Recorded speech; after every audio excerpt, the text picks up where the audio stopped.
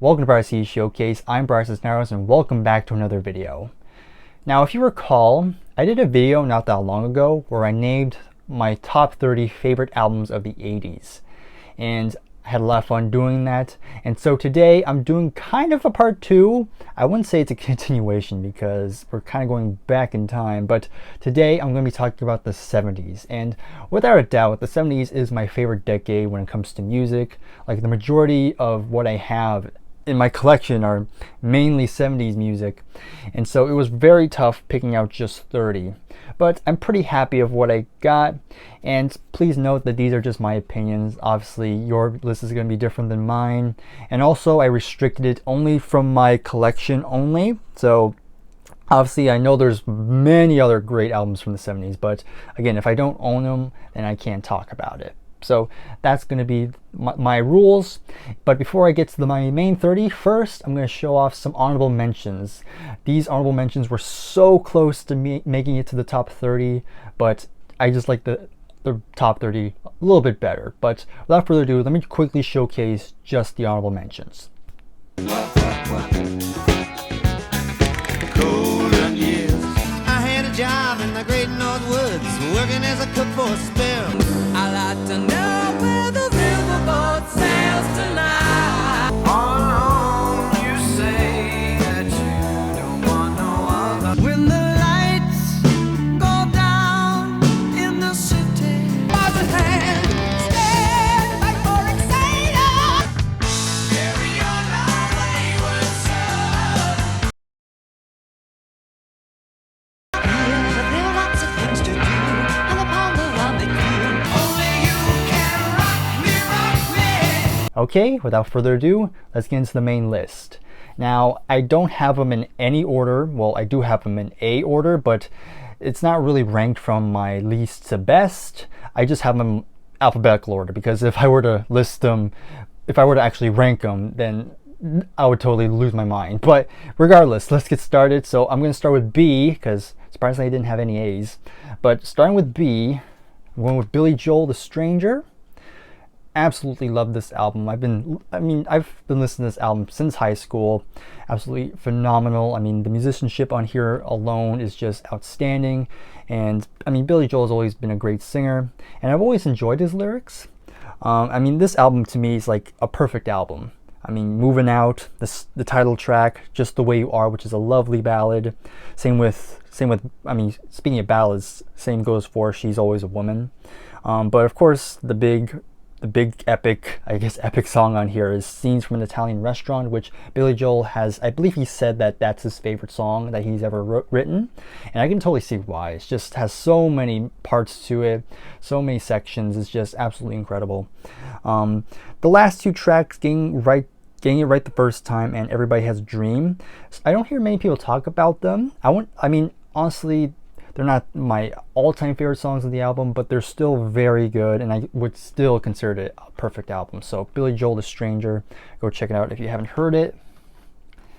Okay, some of these I'm not going to go too in-depth because I pretty much talked about these before in past videos, but next up is Black Sabbath, and if you recall, my favorite has always been Sabbath Bloody Sabbath. Always loved this one. Just so many great songs. I mean, it's heavy, and of course Ozzy sounds great here. So awesome stuff. Same with this one, Blue Oyster Cult, Secret Treaties. Definitely my favorite of what people call the black and white period, because their first 3 albums are kind of in this black and white style. And yeah, it's my favorite because so many great and not quite heavy. I wouldn't say I know they were considered heavy metal back in the day, but nowadays they're mainly just considered hard rock.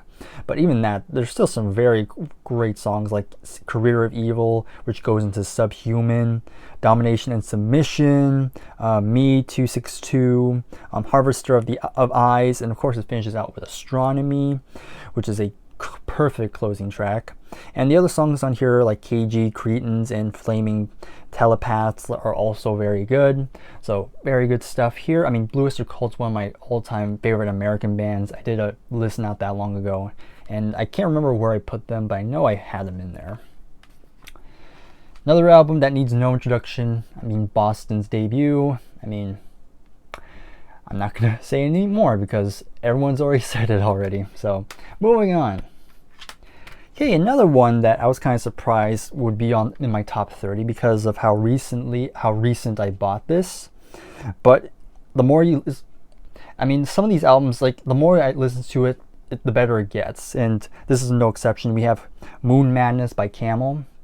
I mean, there's so many cool textures to this in terms of the keyboards and guitars, and just so many great musical passages and melodies throughout. And I just love the album cover too. I don't know what's about it, but it's just something peaceful about it. So Camel Moon Madness. I mean, we gotta have some progressive rock in here. Okay, Deep Purple. Again, I brought this up before, but we have in rock the first of the Mark II lineup, consisting of Ian Gillan, Roger Glover, John Lord, Ian Pace, and Ritchie Blackmore. Okay, just for a first album with this lineup, they just really hit out the park. I mean, it's heavy. I mean, you have Ian Gillan just screaming, screaming a lot of the times, but still has some great control in his lower register as well. Just absolutely fantastic stuff. I mean, again, this could also be a perfect album. I mean, Speed King, Bloodsucker, Child in Time, Flight of the Rat, Into the Fire, Living Wreck, and of course, Hard Loving Man. Just great stuff. Okay, another all-time classic. Eagles, Hotel California.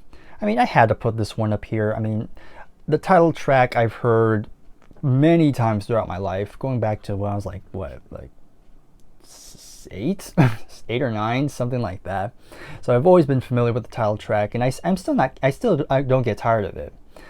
Still a fantastic song, and all the other songs on here on this album is still very good.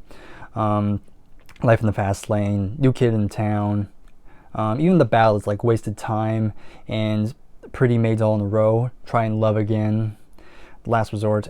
The only thing that brings it down a bit is the Wasted Time reprise. I never understood why the reprise comes immediately after the main song. There's usually a good distance between those two, but whatever. But still a great album regardless. Fleetwood Mac Rumors. Again, what has not been said about this album? There you go. I mean, it's sold a crap ton of albums for a reason. I mean, there's so many classic songs like Dreams, Don't Stop, Go Your Own Way, my favorite song on here. The Chain, and Gold Dust Woman's also one that gets talked about a lot. And even the deeper cuts are still fantastic, like Songbird by Christine McVie. You know how much I'm a big fan of her. And You Make Lovin' Fun, just has a very catchy, almost groovy type of song. Oh Daddy, the ballad, Never Going Back Again. Yeah, it's a classic. Genesis, Foxtrot. I did many videos talking about Genesis. As I've always mentioned, this is my all-time favorite. And 5 songs, but actually no, 6 songs if you count the instrumental, but 6 songs, just absolutely fantastic stuff. I mean, this was during the classic period of Genesis with Peter Gabriel. Of course, you have Phil Collins on drums, which is fantastic. Steve Hackett, great guitar work. Of course, can't forget Tony Banks and Mike Rutherford. So, great stuff, and I also really do love that album cover. Very eye-catching. Okay, absolutely had to get her in there, but Joni Mitchell, Court and Spark. I mean, this is the album I'll recommend for those who are new to Joni Mitchell. This is kind of when she still had that folky edge, but she started to incorporate like a lot more like jazz influence in here, which suits perfectly with her voice. I mean, again, this could also be a perfect album. I have to listen to it again, but it's still, I've listened to it, the amount of times I've listened to it, it's still a fantastic listen. So go ahead and check this out if you're new to Joni Mitchell. I'm pretty sure you can find it on YouTube. Of course, it's no longer on Spotify because I'm not going to get into it, but yeah, you may already know that. Okay, again, I've talked about this band before, and again, I'm not going to go too in depth, but Joy Division, Unknown Pleasures, just like I listened to this one a ton last year. Like it was literally last year was all about Joy Division, and I just absolutely adore this album. I mean, it's a bit depressing. I mean, if you know the story of Ian Curtis, then you already know that there's some depressing subjects within this, but I don't mind it. I still really enjoy it, and so it's just an album I recommend a lot. Again, it might not be for everybody, but especially in terms of the vocals, the subject matters they sing about, and the production. But I love it. So Joy Division, Unknown Pleasures. Another person I just had to get in here, but yep, Kate Bush. I went with The Kicking Side. This was her debut from 1978. I recently did a video on Kate Bush, naming my favorite song on each of her studio albums. Go ahead and check that out if you haven't yet. Yeah, I love Kate Bush. I mean, one of probably if not my all-time favorite female vocalist ever. So, Kate Bush, The Kicking Side. Hey, Led Zeppelin. Again, there were many contenders for Led Zeppelin during the 70s, but I ultimately went with Physical Graffiti. Again, a lot of classic songs on here. You got Kashmir, The Rover, Houses of the Holy, and there's so many others to name, but yeah, classic. And here's another one where pretty sure not many people would think would be in my top like all-time favorite albums ever, but it is. It's going to be Lou Reed, Transformer. I can't really describe what I like about it. It's just there's something about it that really draws me in. It could be Lou Reed's like unique vocals. Of course, there's something. Of course, if you know Lou Reed, he's known for his very deadpan delivery in a lot of his singing. But I don't mind it. I actually kind of like it. And the music here is also really good, very commercial sounding. And this was produced by David Bowie and Mick Ronson, which really it sounds great for the time. So yeah. Again, this is another one where I can say it's not for everybody, but I think this is still a great album. Okay, I want to say we're halfway. I wasn't really keeping track. So yeah, another one of my all-time favorite albums ever. We have Bad Outta Hell by Meatloaf. Rest in peace. I can't believe it doesn't feel that long ago. Of course, it really wasn't that long ago because it was earlier this year where we lost Meatloaf, and the year before we lost Jim Steinman, so rest in peace to both of them. But yeah, this is a terrific album. It's theatrical. It's just a fun album throughout, and Meatloaf really sells the whole like subject matters of each song. You can just tell he's embodying these characters, and absolutely fantastic. And produced by Todd Rundgren, which again sounds incredible. And who can forget that awesome album cover? Does it match the music? Probably not, but it's still very awesome. So Bad Outta Hell by Meatloaf. Okay, then after that, this may possibly be my favorite album ever. Like, of all genres, of all music, this is probably my all-time favorite album. I might have said that before, but if I didn't, then this album gets the crown. Pink Floyd, The Wall. I mean, it's just a great concept. This album basically got me through high school. Just a great concept album. I was always fascinated by the story, and of course I saw the film to this, which is very trippy, but still very well made. So again, Pink Floyd, The Wall. Who knows? Maybe I'll do a more in-depth video on why I love this album so much, but yeah, I love it. Which probably would be shocking to some of you, because up next is my all-time favorite band of all time. Yeah, I know, like my all-time favorite band, and they did not make my all-time favorite album, but it's just how it goes. So Queen's up next, and yeah, Night at the Opera. I mean, another classic one. I mean, this has Bohemian Rhapsody. I mean, case closed, but all the other songs here are great. Like, of course, the other hits, You're My Best Friend, and a lot of deep cuts too. Love of My Life, 39, I'm in Love with My Car, Prophet Song, what an epic song that is. Let's see, and even the smaller songs like Lazing on a Sunday Afternoon and Seaside Rendezvous are also very fun songs. So yeah, great one. Had to get Queen in here somehow. Rainbow's up next with Rising. I mean, I know some of these albums I've talked about before in the past, but I just can't help it. That's just how it goes. But Rainbow Rising, I mean, has probably Ronnie James Dio's best vocal performances ever. I mean, this has Stargazer, Tarot Woman, Starstruck, A Light in the Black. It's just fantastic stuff. And could this possibly have some of Ritchie Blackmore's best guitar work? Debatable, but yeah, just fantastic all the way through. Okay, a band not many people know about, but I'm going with Renaissance, Turn the Cards. Yeah, it's a fantastic album. It's one of the few progressive rock acts which has a female singer.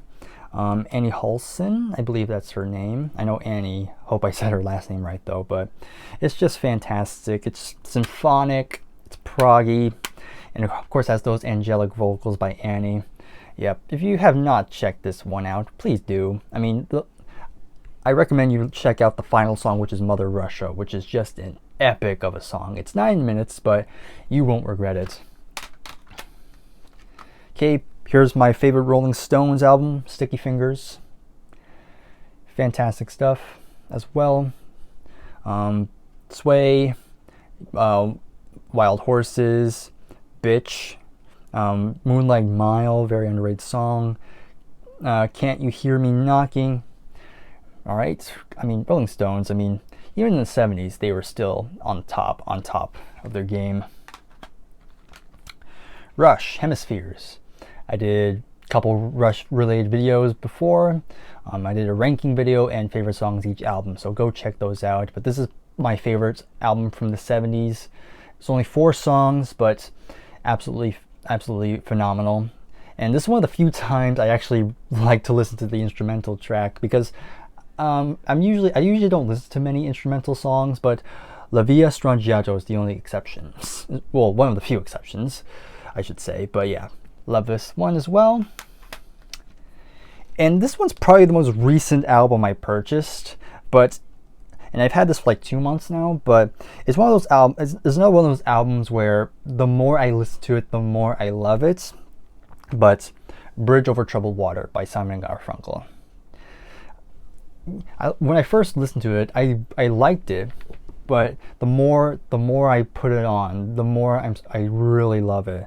Of course, the vocal harmonies between Paul Simon and Art Garfunkel are just perfection. The title track's phenomenal. I hope I said this right. El Condor Pasa. I'm Spanish and I don't know how to say it. Cecilia, The Boxer, of course. Who can forget The Boxer? Baby Driver, Bye Bye Love. Yeah, this could even be higher, honestly, if I were to rank it, but it's right here. But yeah, fantastic. Royal Scam, Steely Dan. It's jazzy, it's funky. I've talked about this before many times, so I'm just gonna cut it here. But fantastic stuff. My favorite Steely Dan album ever. As of right now, I still need to listen to the other ones, but as of now, the Royal Scam is my all-time favorite. Stevie Wonder, Songs in the Key of Life. Double album, 2 discs here, but yeah, just some fantastic work. I mean, Stevie Wonder was just. I mean, how do I say it? Like he was just up there. Like he at that point, he did no wrong at that point. So yeah, had to put some Stevie in here. Styx, The Grand Illusion. I mean, one of my all-time favorite American bands. Yep, this is probably my favorite one. Just top to bottom. This is another one where I can say it's a perfect album. Absolutely love every song on here. So, Styx, The Grand Illusion. Supertramp, Breakfast in America. Now, I know there's definitely some debates on what's the best Supertramp album. And I bet many people would say Crime of the Century is their best album. And of course, I'm not going to argue with that. I love that album as well, but frankly, I kind of listen to this one more. And it could be because it has more of a commercial sound. I mean, it has the logical song, Goodbye Stranger, the title track, Long Way Home, are just fantastic songs, pop songs. But also a lot of the deeper cuts are also are worth listening to, like Gone Hollywood, Just Another Nervous Wreck, Child of Vision, sorry. But yeah, I love this one. And again, I don't doubt people putting Crime of the Century, but that's just my opinion. Then Lizzy, Johnny the Fox. Again, I've talked before. I'm moving on. Van Halen, the debut. This could be my favorite Van Halen album, period. I mean, just right off the gate, Eddie Van Halen just comes in, already calling himself a guitar hero. Yeah, I mean, for this time, it was just groundbreaking stuff. I mean, nobody played the guitar like Eddie at that point. And of course, David Lee Roth just screaming. You can tell he's having a blast in the booth, in the studio. And of course, Alex Van Halen and Michael Anthony also are very, very good here. So yeah, very, very influential. All right, we just have 2 more to go. We have Who's Next? The Who. Again, another classic album. I'm not going to add anything else because many people have already said it better myself. And to close us out, we have Yes. Now, another one of those bands where there are many contenders. Some people would say Close to the Edge. Some people might even say Tales of Topographic Oceans. Some people might say Fragile, but for me, it's always been Relayer. I mean, this was the album that really made me a Yes fan. Because I heard Fragile first, and I thought that was fine. I liked it, but it didn't grab me right away. But then I listened to this one, and I was like, I get it now. And so this album's always held a special place in my heart. Again, similar to Close to the Edge, there's 3 songs, but they're just fantastic. The Gates of Delirium is it's almost 22 minutes, but it's just an epic. Just absolutely, you really just feel like a battle's going on, which is what the song's about. Sound Chaser, which is a jazz fusion number, which is very cool. And then it closes out with To Be Over, which to me is probably the most underrated song in their whole catalog. Very beautiful, very lush. Yeah, I adore that song. So, yes, Relayer. And there you have it. That is 30 of my favorite albums from the 1970s. So obviously, like I said in the beginning, there are tons of albums I left out. So in the comments below, let me know some of your favorite albums from the 70s. And if you want to share your thoughts on my list, if you want to say how wrong I am, go ahead, why not? But until then, thank you very much for watching, and I'll see you in the next video. Bye for now.